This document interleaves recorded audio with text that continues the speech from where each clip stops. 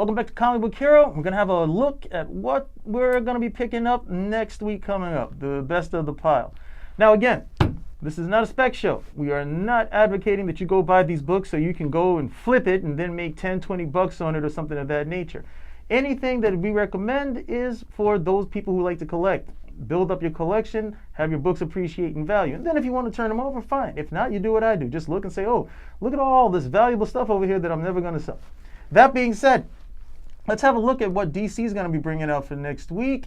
Unfortunately, well, this isn't going to be too long of a show. I only really had 3 books, which is surprising. I really thought there would be more after we got finished with that 5th week. But DC, 2 books. One, we're going to be looking at Batman Damned #1, and we'll be looking at the Jim Lee cover.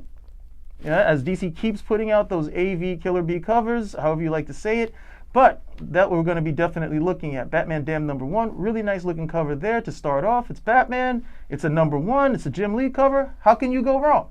And in addition, we're also going to be looking at Justice League #8 with the variant cover also by Jim Lee with a really nice close-up of the Joker.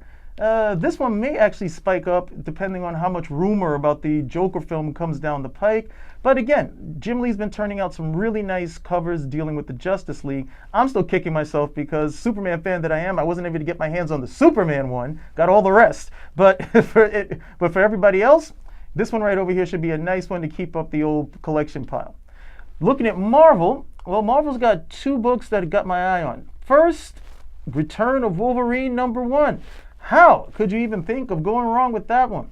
In terms of the variant covers, there are more variant covers than I've got my arm out over here. So who do you pick?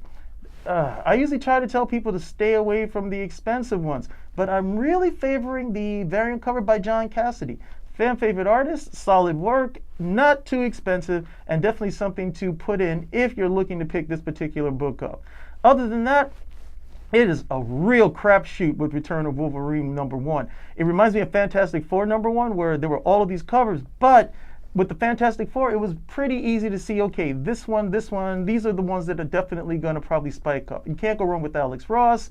The Ribbit cover, which was a variant, and a Virgin cover, those went pretty well. This one is going to be a little bit more difficult, but definitely the Cassaday cover. Then you have your higher end covers as well, but I usually try to stay away from those. It's a lot of money to invest in something that may never perk up or percolate, even if it is a #1 and Wolverine.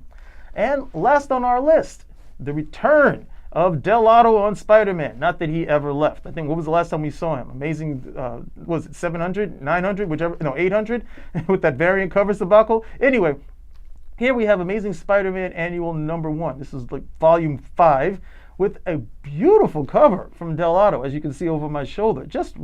When this guy turns it in, he really turns it in. Now, a lot of people poo-poo the whole Del Otto stuff. He's a fan favorite artist, and he turns out a lot of stuff, so guys are kind of like, hey, whatever, I'll catch up to it. The problem isn't that he turns out a lot of stuff. The problem is that eventually he's not going to turn out a lot of stuff. And while there will be things that you can get, it's going to be that much harder because guys scooped it up who were in the know.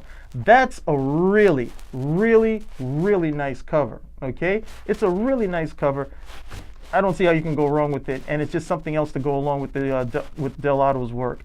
So that's our picks for the week. From Comic Book Hero, see you next time. Be cool.